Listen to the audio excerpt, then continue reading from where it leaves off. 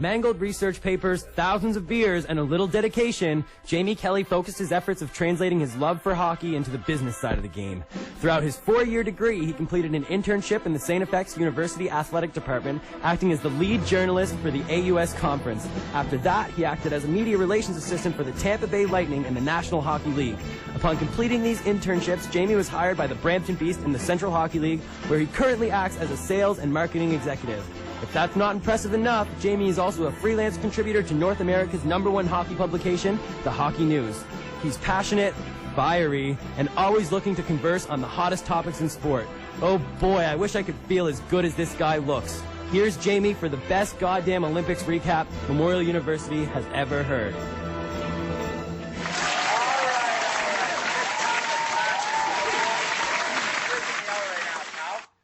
Have another sniff of it. All right, listen.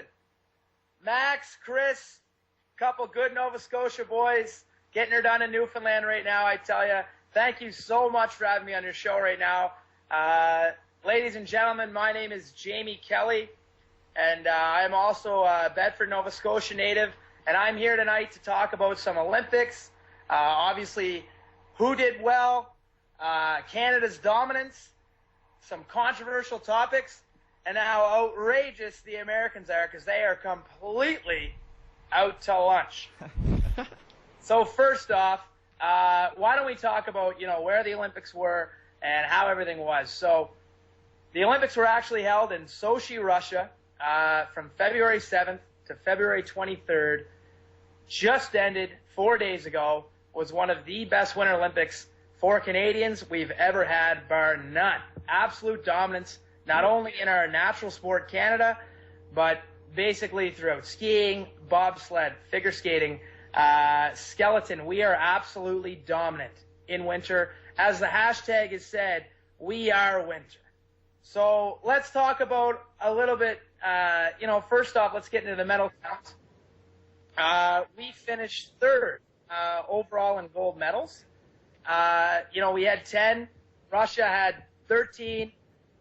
And we actually had the States having 11. Well, Norway, having 11.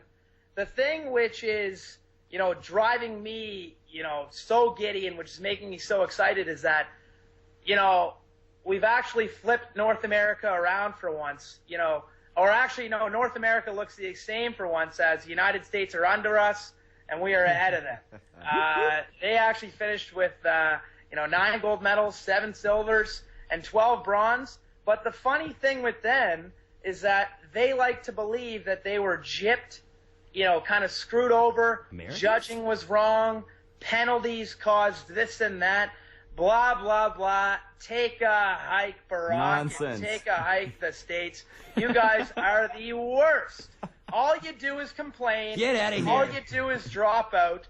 And all you do is chirp Canada for our maple syrup, for our goddamn moose, for our goddamn igloos. You know what, Max and Chris, how does this sound? I'm just going to do a bit of ice fishing here, and then I'm just going to head out to the old pond here by it. Oh, yeah, that sounds like a good time. It sounds like a good time there. And, no, what's I don't know what is a school? I mean, I thought in my school there was just 10 people, and we learned about, Justin Bieber and what is a Bieber? I don't know. Regardless, is the United States think that they are superior from us in every other facet, but they are completely wrong. We dominated them at the Winter Olympics. And I am so happy, like the two of you, to call myself Hit the showers, boys. just on that topic, fellas, I'll be real quick on this, but let's just see how arrogant and stupid and ridiculous these idiots are. How about this hashtag? The hashtag Fuck Canada was going on about Tinder. Let's hear this here. Oh, Canadians, all they have is bacon and maple syrup. Well, guess what? I just threw out my bacon and maple syrup. By Zach Legier, 43. Yeah, real smart, pal. What are you having for breakfast now? How about this here? All Canada has is Sidney Crosby, fucking snow when I want to snowboard, and a goddamn mayor who is so stupid. You know what, fellas? I'm just going to end it at that because I don't even know where to begin on these tweets. I've never seen this side of you before, Jamie. Yeah, you're getting riled up. Oh, listen, honestly, I'm very passionate about, our country in Canada, and I hate how we always have to play second fiddle to these guys. But regardless, I'm just so overjoyed that we dominated them this year at the Olympics. Let's move on here, guys. And what else you got, Jamie? Yeah, I got, obviously, we'll talk about, our sport, what we grew up on. Windsor, Nova Scotia sport where hockey was made. Let's talk about the dominance in men and women's hockey.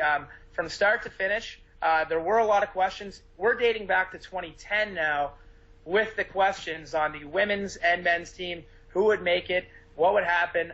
Is our goaltending an issue? Where will the scoring come from?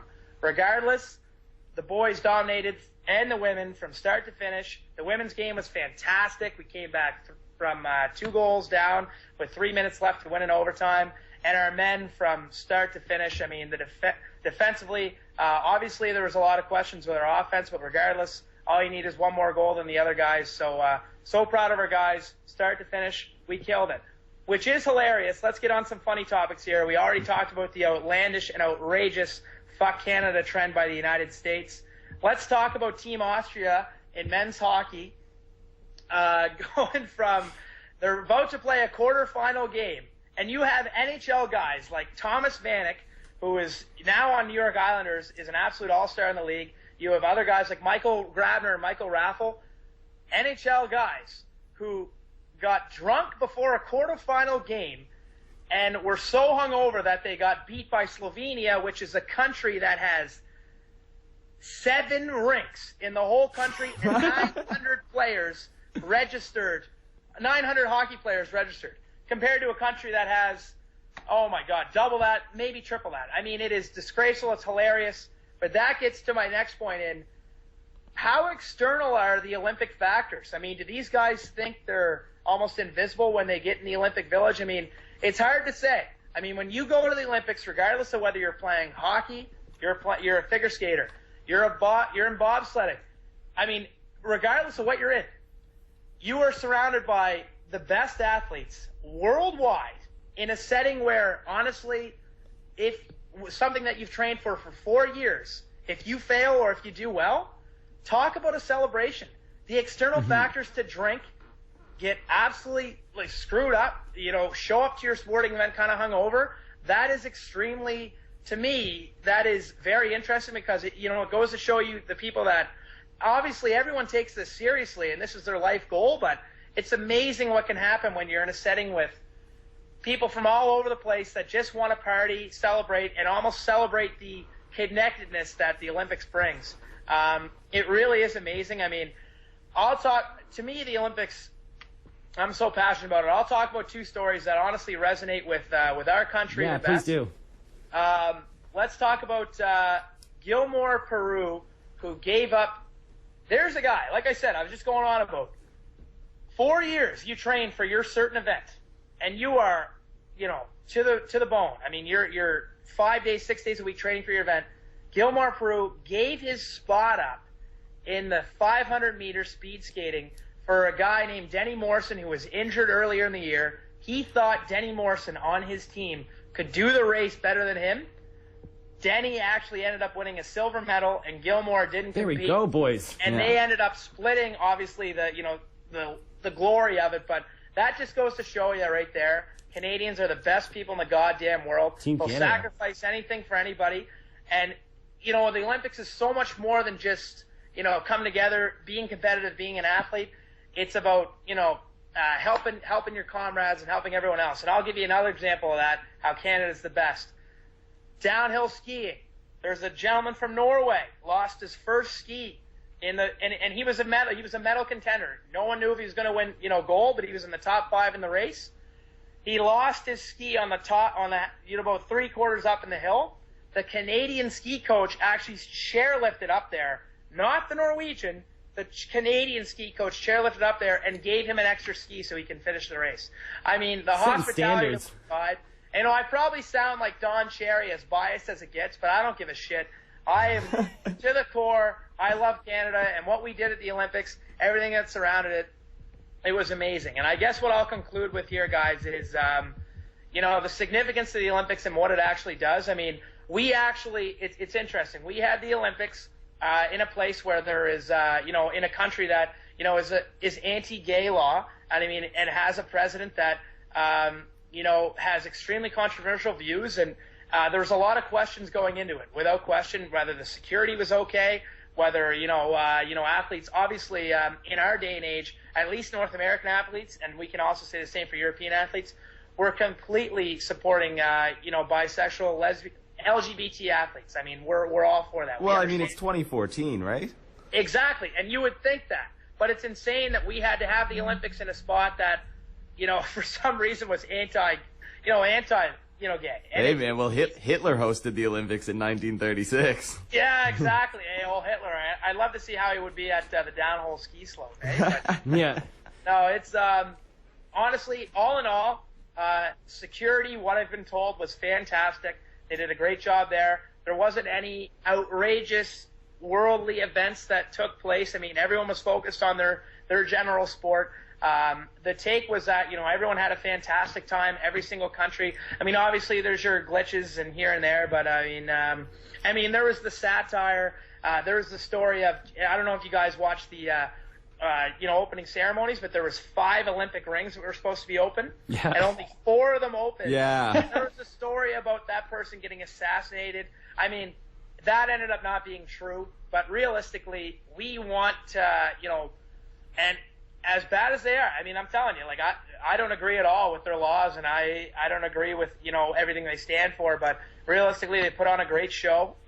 There wasn't anything, you know, terrible that happened. A lot of people had problems with the accommodation, but I mean, you know, it grows you as a person. So for me, the Olympics was a giant success, not only global, but especially in Canada. We kicked ass. I'm so proud to be from here, and from top to bottom, from our general sport and hockey to, like I said, every other sport there, skiing, bobsledding, you know, moguls. I mean, Alex Bilodeau, what a story he is. I mean, it's just an amazing thing the Olympics are, and it's too bad they come every 4 years, but at the same time, it almost, you know, it keeps it authentic that it comes every 4 years. Well, it makes it that much more special. Exactly, and I should say every 2 years because you have the Summer Olympics and the Winter Olympics. Sure. But, Right. Yeah, fellas, I mean, it's an amazing thing, and I just want to say that they are, without question, you know, they keep your winter blues. When you're in the winter blues, they keep you kind of upbeat and kind of happy regardless. I mean, we all come together as a country, and honestly, like I said, as our Canadians have been, we come together as a world because we'll help anybody out. So it's a great thing. That's huge, JB. Thank you so much for coming on and talking about that. That's so good. Little mouthy there, though. I may have to wash that mouth out with some soap later. Yeah. I should say, fellas, and I'll apologize. Yes, sorry to our program director, Reverend Bob Earl. Bob and Kathy, how you doing out there? Jamie. Bob, Kathy, send over a Dove or some Dove soap because I apologize. I didn't mean to be that ridiculous, but I'm telling you honestly, when I talk about a subject like this, I get passionate, and when I get passionate, sometimes I swear. So. Listen, fellas, didn't mean to, but you know it's all in good fun, right? That's so good, man. Oh, So what's new, anyways? How's things going out in Central Ontario right now? Yeah, fellas, I'm out in Toronto right now. I'm actually live downtown, but I work all over the place. I know you had the great intro there, and I think you hyped me up a little too much, but I really appreciate that. I'm doing some marketing for a pro hockey team in Brampton, Ontario here, but. You know, it's not the East Coast, though, I'll tell you that, fellas. You guys are lucky to be on the Rock right now. And anyone listening out in Nova Scotia, Prince Edward Island, I mean, I'll tell you, there's no place like the East Coast. I love it here in Toronto. I mean, Toronto's an amazing city to live in, but you guys got it going on out there. So, but I apologize. I was late to the show, boys. There was a 96, and there may This is like breaking. This is like breaking cars. news right now. This is like breaking news. Like you guys. It is. I'm telling you, this is breaking news. It's on all the news stations. 96 car pileup. I was stuck in. I literally just caught the end of it, and I was able to take a quick exit to avoid it all. But if I stayed on that highway, I'd still be in this traffic until about 3 in the morning. So you know what? Out east, we might not even have 96 cars. I don't even know. Regardless, they have. Thank God you're okay, man. Yeah, honestly, thank God. Yeah, good thing it wasn't 97. Yeah, it was all fender benders, though, fellas. I mean, nothing. No one was seriously injured. But you know what? Drivers out here are idiots. Oh, yeah. Nope. That's so funny, man. Well, let's hope we run into each other back in headquarters, back in Scotia here soon, back in Hollywood. Thanks so much for coming on. Thanks for coming on the show, Jamie. You're probably the most qualified guest we've had so far, anyway. So, do you have like a Twitter account or anything like that? How can somebody keep following all your craft? Yeah, land the brand here, Jamie. Yeah, for sure, fellas. If you guys want to hear more, I mean, I'm always tweeting hockey stuff. You know, I'm always talking about. He's always talking, yeah. So I'm always talking, I should say. Yeah, very good point, man. You guys can follow me at jkel75. I'd love JKel, is that your rap name? Yeah, fellas. I'm actually just going to the underground right now and spitting with Eminem and Royce the 5'9". So if you guys are King of the Dot. No, man, this white guy can't rap, I tell you. Well, thanks for coming on, man. It means a lot to us. We miss you. I wish you the best of luck out there. And let's hope we can get you on again soon sometime if you ever got nothing to do. No, listen, you guys are fantastic. Chris, Max, thanks so much for having me. Two fantastic guys from good old Bedford, Nova Scotia. And Max's dad actually taught me how to drive. So, I mean, this is... Yeah, there you go. Shout out to my old man. Where you at? Please. Shout out. But, no, honestly, love you guys. Thanks so much for having me. And you guys are doing an awesome job. So, really appreciate it. We had a great thanks a lot, time tonight. Jamie. Thanks, Jamie.